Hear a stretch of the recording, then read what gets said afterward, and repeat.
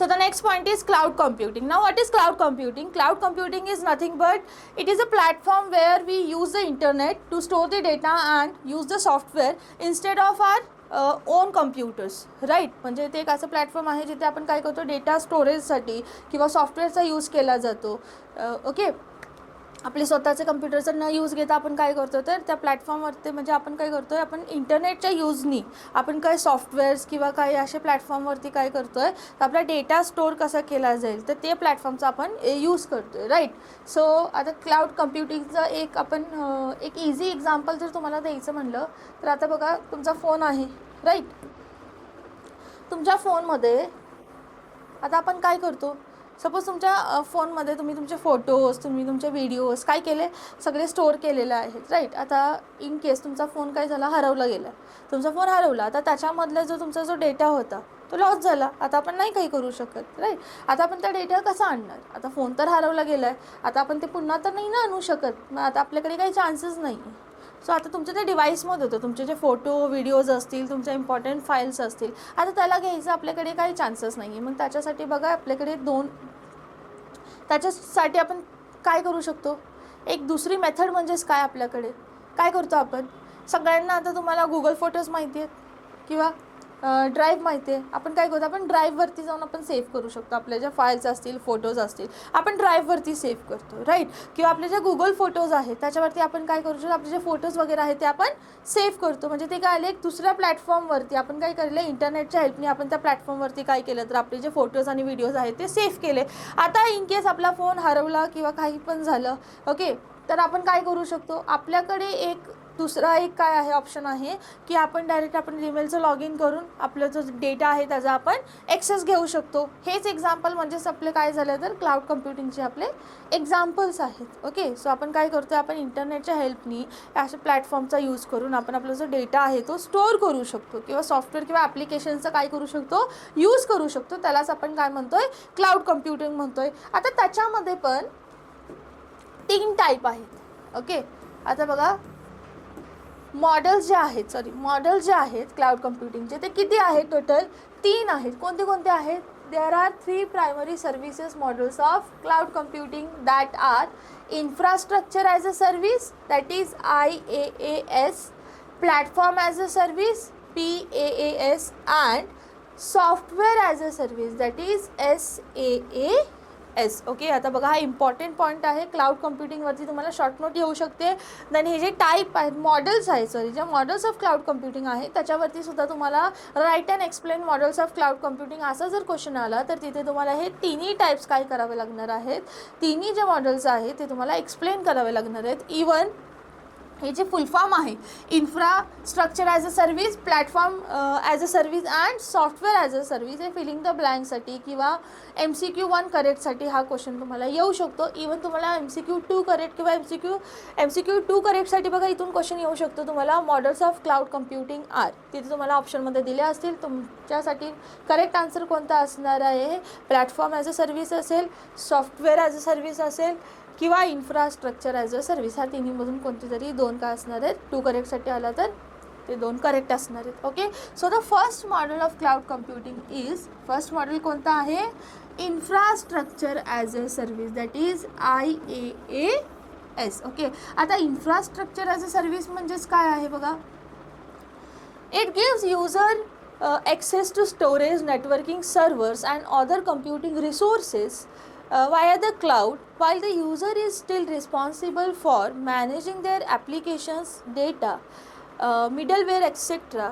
Infrastructure as a service provides automated and scalable environments that provides a high degree of control and flexibility for the user. Okay, आता infrastructure as a service आपण काय म्हणू शकतो तर तुम्हाला एक असं इन्फ्रास्ट्रक्चर दिलं जातं, असं प्लॅटफॉर्म दिलं जातं की ते असं एक इन्फ्रास्ट्रक्चर दिलं जातं की त्या प्लॅटफॉर्मवरती तुम्ही काय करू शकता, तुम्ही तुमचे सॉफ्टवेअर तुम्हाला करायचं असतं की तुमचं स्टोरेज कसं असणार आहे, तुमचं स्टोरेज स्पेस तुम्हाला फाइंड आउट करायचं आहे, तुम्हाला तुमचे ॲप्लिकेशन्स काय करायचे, जनरेट करायचे, तुम्हाला तुमचं सॉफ्टवेअर काय करायचं तर बाय करायचं आहे. ओके, एक इझी एक्झाम्पल द्यायचं म्हणलं ना तर तुम्हाला तुम्हाला काय देऊ शकतो आपण, एक इझी एक्झाम्पल घ्यायचं म्हणू शकतो. तर इन केस आता सपोज कन्सिडर करा की तुम्ही रेंटनी एखादा रूम बघताय, राईट. रेंटनी राहायला एक रूम बघितली आहे रेंटनी. आता तिथे काय झालं आहे, तिथे तुम्हाला एक असं घर दिलेलं आहे, तुम्हाला एक रूम दिलेली आहे, राईट. म्हणजे तुम्हाला काय दिलं आहे, तुम्हाला एक इन्फ्रास्ट्रक्चर दिलेलं आहे राहण्यासाठी. आता तिथे फक्त तुम्हाला एक इन्फ्रास्ट्रक्चर दिलेलं आहे. आता त्याच्यामध्ये काय वस्तू आहेत किंवा काय काय लागेल, काय तुमच्या नीड्स आहेत, काय लागेल तुम्हाला डेली बेसिसवरती, हे सगळं काहीच नाही आहे. ते तुम्हाला बघायचं आहे. तुम्हाला तुमची राहायची सोय झालेली आहे, तुम्हाला इन्फ्रास्ट्रक्चर भेटलेलं आहे. आता त्याच्यामध्ये खायचं, बरोबर, काय तुम्हाला लागतं आहे, हे सगळं तुम्हाला स्वतःला बघायचं आहे. त्यालाच आपण काय म्हणतो, infrastructure as a service.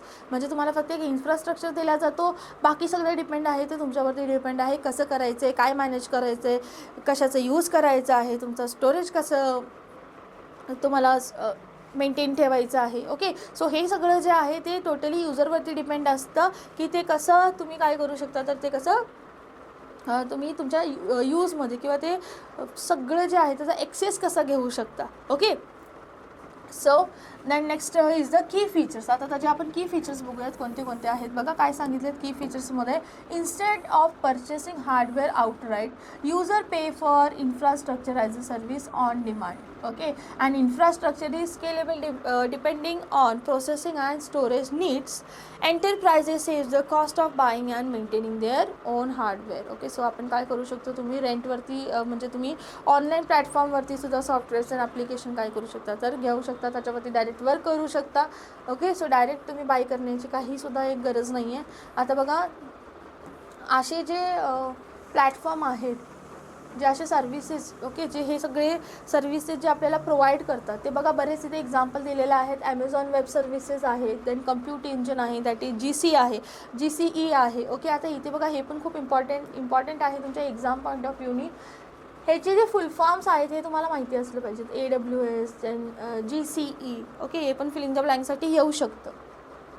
Then next is platform as a service. Okay, आता प्लॅटफॉर्म ॲज अ सर्व्हिस बघा काय सांगितलं. प्लॅटफॉर्म ॲज अ सर्व्हिस म्हणजेच काय आहे, a service provider offers access to a cloud based environment in which users can develop, manage and deliver applications in addition to storage and other computing resources.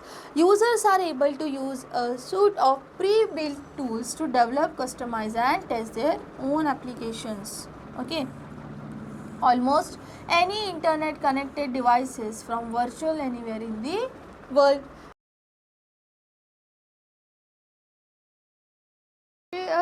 Next point is platform as a service. Okay, so next model काय आहे आपला, platform as a service. Now what is platform as a service? That is PaaS. बघा feeling the ब्लँकसाठी मी सांगितलेलंच आहे. ह्याच्यावरती feeling the ब्लँकसाठी तुम्हाला फुल फॉर्मसाठी सुद्धा question विचारू शकतात. So what is platform as a service? A service provider offers access to a cloud based environment in which users can develop, manage and deliver applications in addition to storage and other computing resources. Users are able to use a suite of pre-built tools to develop, customize and test their own applications. Okay, आता platform as a service म्हणजेच काय आहे, एक असं environment based असं एक platform दिलं असतं, एक असं इन्फ्रास्ट्रक्चर, एक असं प्लॅटफॉर्म आहे की त्याच्यावरती फक्त युजरला काय करायचं आहे, तर तिथे जाऊन त्याला फक्त तिथे काम करायचं आहे, तिथे फक्त त्याचा यूज करायचा आहे. ओके, सो ही कॅन काय सांगितलं बघा, users are able to use a suite of pre-built tools to develop, customize, test their own applications. Okay, म्हणजे एक असा एन्व्हायरमेंट, असं प्लॅटफॉर्म दिलेला आहे जिथे युजर काय करू शकतो, तिथे स्वतःच्या ॲप्लिकेशन्सवरती काम करू शकतो इझिली. सो त्याला स्वतःचं काहीसुद्धा त्याला डाउनलोड करायचं नाही आहे, असं काही स्वतःचं त्याला काही बघावं लागणार नाही आहे. त्याला ऑलरेडी एक म्हणजे आपण म्हणू शकतो ना, रेडीमेड एक असं प्लॅटफॉर्म दिलेला आहे की तिथे फक्त जाऊन त्यांना युजर्सना काय करायचं आहे, तर तिथे फक्त जाऊन तिथे काम करायचं आहे. Okay, so if you see the features of platform as a service, बघा काय फीचर्स सांगितले, काय फीचर्स आहेत.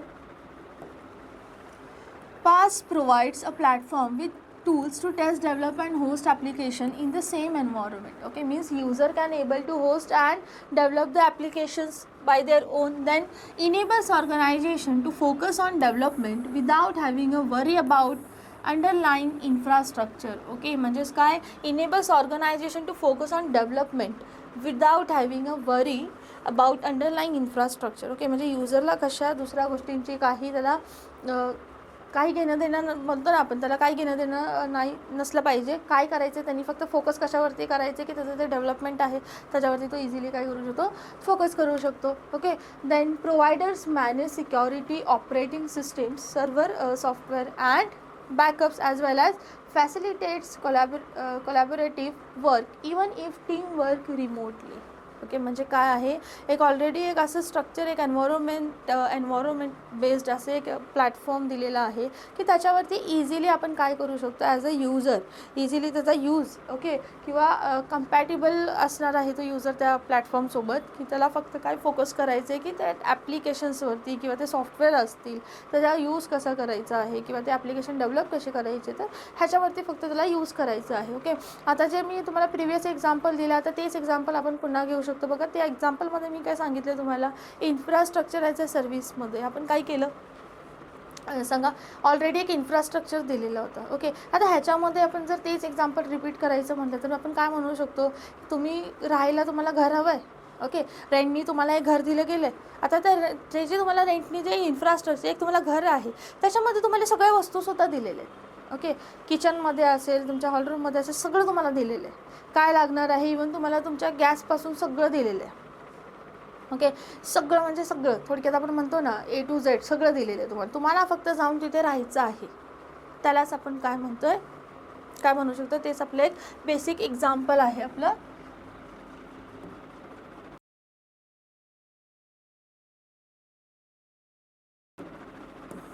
ओके, सो आता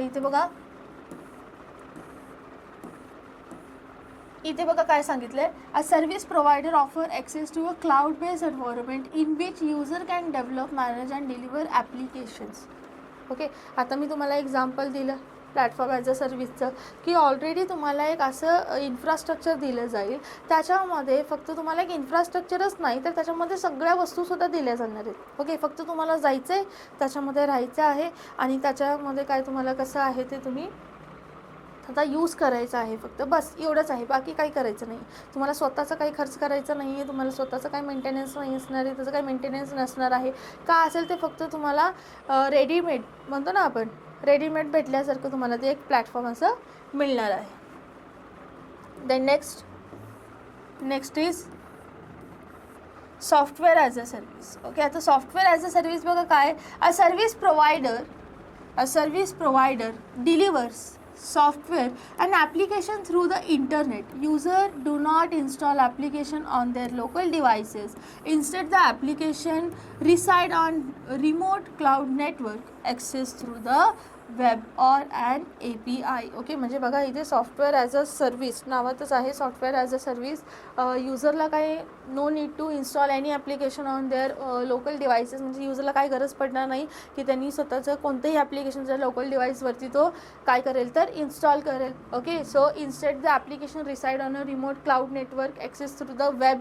ओके, सो वेबवरून आपण युजर काय करू शकतो, इझिली त्याचा ॲक्सेस घेऊ शकतो. As well as a service provider delivers software and application through the internet. Okay, so internet म्हणजे एक असं त्या प्लॅटफॉर्मवरती काय आहे तर सगळे ॲप्लिकेशन्स असतील, सॉफ्टवेअर असतील, ते ऑलरेडी काय आहे तर डिलिव्हर केलेले आहेत. तिथे जाऊन फक्त जायचं आहे, त्याचा यूज करायचा आहे, त्याच्यामध्ये काय आपल्याला बघायचं आहे फक्त आणि त्यातून बाहेर पडायचं आहे, बस. स्वतःचं आपल्याला काहीसुद्धा करायचं नाही आहे, त्याच्यामध्ये युजरचं काहीसुद्धा पार्टिसिपेशन नसणार आहे. ऑलरेडी जे काय आहे ते सगळं तिथे डिफाईन आहे, सगळं तिथे प्रोव्हाइडेड आहे. ओके, सेम एक्झाम्पल आपण जर बघितलं तर काय सांगू शकतो आपण, आता सपोज आपण एखाद्या रेस्टॉरंटमध्ये गेलो आणि जेवलो आणि बाहेर पडलो, बस. काय केलं आपण, सगळं आहे तिथे. ओके, सगळं प्रोव्हाइड केलेलं आहे. आपलं काम काय होतं, फक्त आपण गेलो, काय त्याचा ॲक्सेस घेतला आणि बाहेर पडलो, बस.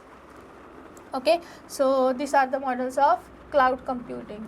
इम्पॉर्टंट आहे, एक्झामसाठी तुम्हाला खूप इम्पॉर्टंट आहे. आता थेरीसाठी आन्सर इन ब्रीफसाठी इथे क्वेश्चन विचारू शकतात, त्याचे टाईप्स ऑफ मॉडेल्स विचारू शकतात. ओके, किती आहे, देन शॉर्ट नोटसाठी क्वेश्चन येऊ शकतो. सो व्यवस्थित तुम्हाला प्रिपेअर राहायचं आहे आणि तुम्ही इझिली स्कोर करू शकता. स्कोरिंग आहे तसा हा चॅप्टर म्हणजे थेरी बेस्ड आहे टोटली.